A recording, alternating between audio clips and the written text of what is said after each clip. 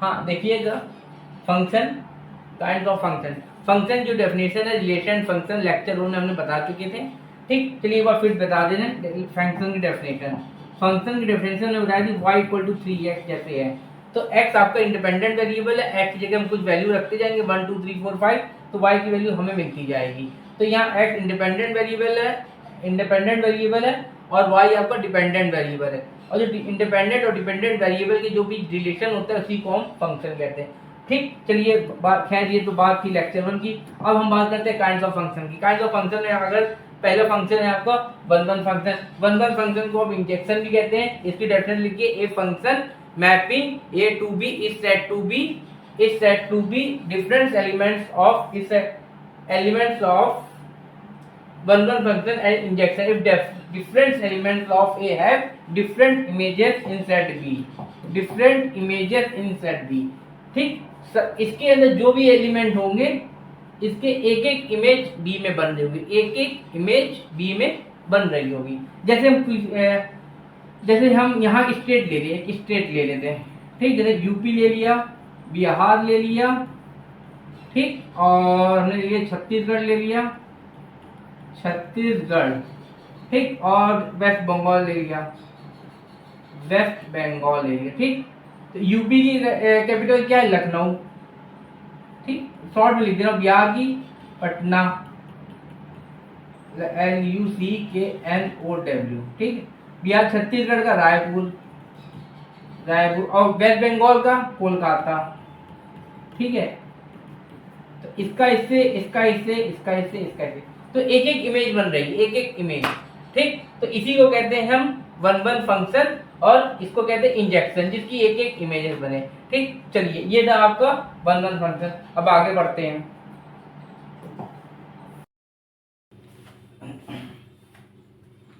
हाँ, kinds of function second है many one function. Many one function किसे कहते हैं? ए फंक्शन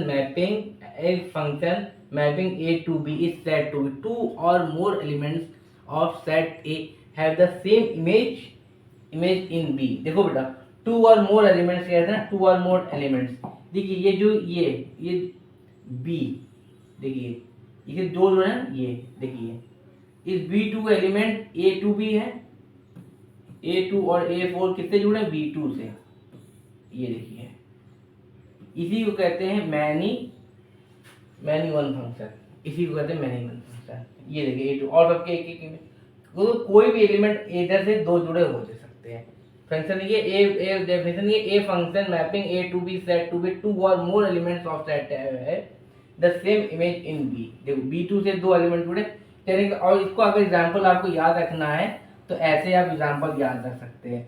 जैसे मान लीजिए A1 A2 और A3 है, ठीक, और B1 B2 है और B3 है। तो मान लीजिए फादर है और ये सन है। ठीक, एक फादर के दो बेटे हो सकते हैं ना, एक फादर के दो बेटे हो सकते हैं। ठीक, एक फादर के दो बेटे हो सकते हैं, लेकिन क्या सन के दो फादर नहीं, इम्पॉसिबल है ना। तो ये एग्जांपल जैसे लास्ट हमने वन वन फंक्शन बताया था आपको। एक स्टेट है तो इसकी एक कैपिटल होगी, एक स्टेट है, जैसे स्टेट ये है और कैपिटल ये है।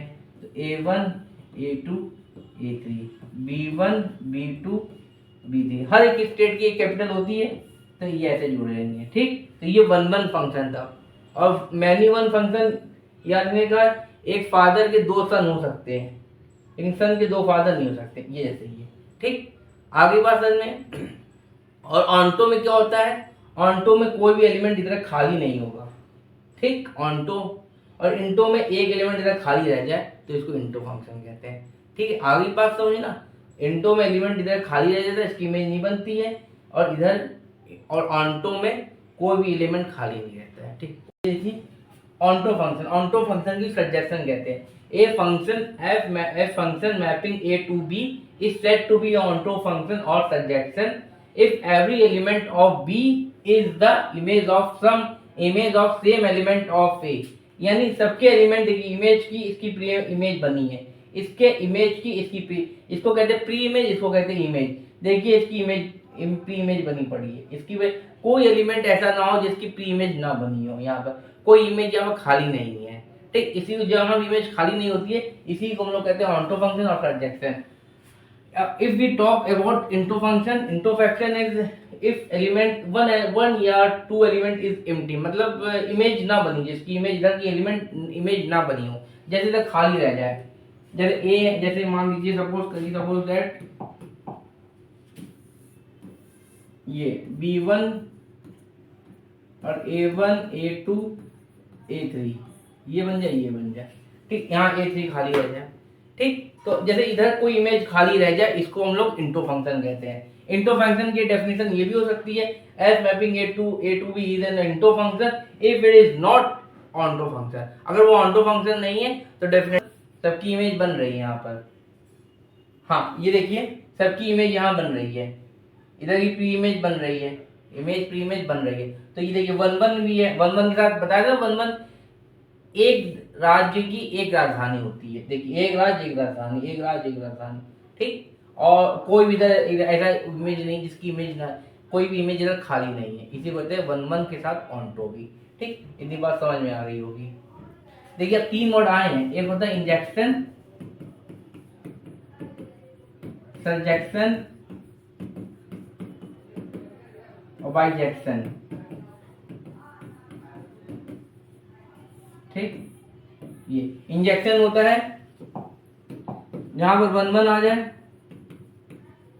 ठीक। और सर्जेक्शन क्या होता है जहां पर ऑन्टो के लिए, और बाइजेक्शन 1 1 ऑन्टो के लिए, ठीक है, 1 1 ऑन्टो के लिए।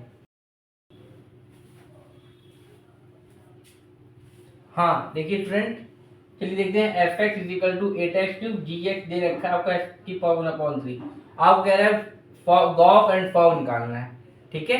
गॉफ एंड फॉग देखिए कैसे निकालते हैं। देखिए गॉफ है ये GOF गॉफ। तो पहले जो ऐसे रखा है ये, इसको ऐसे लिखिए, G और F x हो गया ये, ठीक। तो fx वैल्यू कितनी दे रखी है 8x³, ठीक। हम पहले गॉफ निकालना है, ठीक। अब gx क्या दे रखा है s की पावर 1/3। तो gx दे रखा है, तो इधर gx दे रखा है आपका s की पावर 1/3, और इधर क्या gx 8x³। तो कहने का मतलब gx, ये अब gx दे रखा है s की पावर 1/3, इधर gx इधर s की प्लेस पे क्या काम कर रहा है 8s³। तो जो s के प्लेस पे जो 8s³ काम कर रहा है, वही चीज आपको s की जगह इधर रख देनी, बस ये आपको इधर रख देनी, ये ठीक रख दीजिए इधर। तो x की जगह रख दीजिए, x क्या है 8x³ 1/x की जगह, x की जगह आपको ये रखना है 1/3। तो GOF गॉफ आ जाएगा आपका, देखिए गॉफ निकालते हैं, GOF गॉफ हो गया। अब ये 2 है, इसको क्या लिख सकते हैं 2x की पावर 3 लिख सकते हैं, और होल पावर कितनी रहेगी 1/3। तो गॉफ हो जाएगा आपका 2x, पावर को मल्टीप्लाई हो जाता है, तो ये हो जाएगा गॉफ इक्वल टू 2x, ठीक। ये हो गया। अब निकालिए फॉग निकालते हैं। देखिए फॉग कैसे निकालना होता है। देखिए फॉग क्या होता है, फॉग देखो पहले g था, इसको g इधर रखा, f ही हो गया, ठीक। अब इधर वाला इसको इधर लिखा, तो इसको इधर लिखेंगे gx, ठीक। तो FOG और इधर gx कितना दे रखा है gx, ये gx दे रखा है आपका ऐसी पावर 1/3, ये दे रखा है s की पावर 1/3 रख दीजिए, ठीक। तो FOG और fx क्या दे रखा है आपका, fx दे रखा है आपका 8x दे रहा हूं। fx में जहां जहां x है वहां x की जगह ये रखेंगे FOG। डायलॉग फिर से बोल रहा हूं, एफ एक्स में जहां जहां एक्स है, एफ एक्स में जहां जहां एक्स है, एस की जगह एक्स 1/3 रख दीजिए। तो देखिए एट 8 एक्स, एस की क्या रखेंगे 1/3, और इसका पावर क्या चल रहा था 3। ठीक, तो एफ ओ जी आ जाएगा 8 पावर को मल्टीप्लाई हो जाएगा 1/3 इंटू 3, ये 3 से कट जाएगा 8x आ जाएगा। ठीक, आगे बात में ये याद है कि जहां जहां x है, ये जहां जहां एफ एक्स में एफ एक्स ये दे रखा है 8x3, तो एफ एक्स में जहां जहां x होगा वहां वहां s की पावर 1/3 रख देंगे। ठीक, ये डायलॉग याद रखिएगा। एफ एक्स है जहां जहां x है, जहां एफ एक्स में जहां जहां x है, s की जगह ये वैल्यू रख देंगे। जहां जहां x है, एफ एक्स में जहां जहां x है, s की जगह ये वैल्यू रख देंगे। ठीक, चलिए ये था गॉस फॉर्म निकालना आपका, x आ जाएगा। ठीक है, चलिए हाँ, जैसे अगर एक चीज और देख, हाँ एफ देखिए एक और निकालते हैं गॉफ। एफ एक्स बराबर 2x + 3 है, जी एक्स एक्स स्क्वायर + 5 दे रखा है, तो जी ये हो जाएगा जी एफ एक्स, जी ओ एफ गॉफ, जी एफ एक्स क्या दे रखा है, अब एफ एक्स 2x + 3, 2x + 3। अब देखिए गेम यहीं से शुरू होता है, इसलिए जी एक्स बराबर क्या दे रखा है, जी एक्स बराबर दे रखा है x² + 5। ठीक, अब इधर जी क्या दे रखा है 2x + 3। अब जी एक्स में जहां जहां x है इसको वैल्यू रख दिए। ठीक है, जी एक्स में जहां जहां x है वहीं रख दीजिए x² + 5, यानी x² + 5।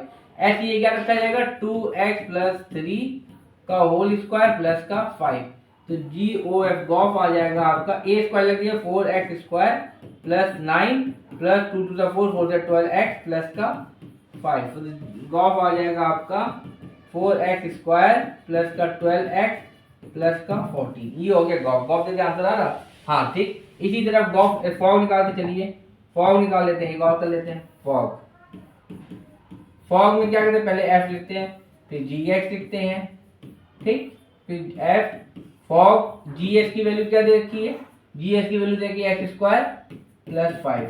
फिर असली गेम यहीं से शुरू होता है, असली गेम यहीं से शुरू हो जाता है। देखिए एफ एक्स क्या दे रखा है 2x + 3, 2x + 3। अब यहाँ पर x² + 5।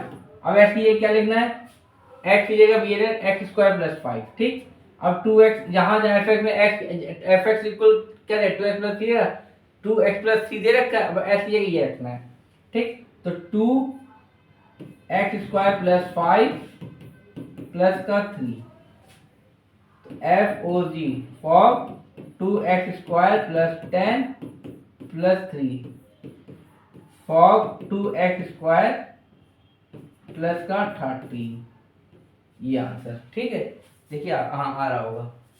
आगे बात समझ में, ऐसे लिख लिया करिए। ठीक, जो जैसे हमने ये तरीका हथियार बताया आपको, ठीक ये यूज कर लिया करिए, अगर कोई दिक्कत हो। चलिए नोट करिए फटाफट। हाँ एक सवाल देखिए, इफ मैपिंग किसके किसके बीच हो रही है, इसमें देखिए इनवर्स भी पूछ रहा है। इनवर्स निकालने सबसे पहले जो आपको फंक्शन दे रखा होता है, जो भी आपको फंक्शन दे रखा होता है, तो इसको y के बराबर ले लिया करिए। जो फंक्शन दे रखा है F x equal to 2x + 7, तो इसको y के बराबर रख लीजिए, तो 2x + 7। ठीक, और फिर इसको x की वैल्यू निकालिए y - 7, और y - 7 आ जाएगा ये। और ये y - 7 इक्वल टू क्या हो जाएगा, इक्वल टू हो जाएगा 2x, तो y - 7 upon 2 equal to x। ये हो गया इनवर्स। और उसको लिखेंगे कैसे, देखिए f इनवर्स y - 7 अपॉन 2। ठीक है, बाइजेक्शन है कि नहीं है, बाइजेक्शन क्या होता है 1 1 के साथ 1 1 as well as onto भी होना चाहिए, इधर कोई एलिमेंट खाली ना रहे। देखिए ये चेक करने के लिए, ऑन टू इनटू चेक करने के लिए हमें सबसे पहले ये देखना पड़ता है कि मैपिंग किसके किसके बीच हो रही है। मैपिंग हो रही रियल नंबर के बीच, रियल नंबर से रियल नंबर के बीच हो रही है। ठीक है, तो रियल नंबर से रियल नंबर के अगर बीच में हो रही है, तो यानी ये यहाँ रियल नंबर है, यहाँ भी रियल नंबर है। रियल नंबर क्या होते हैं, जो नंबर आप सोच लीजिए सारे नंबर रियल है, बस ये सब नंबर ना सोच लीजिएगा।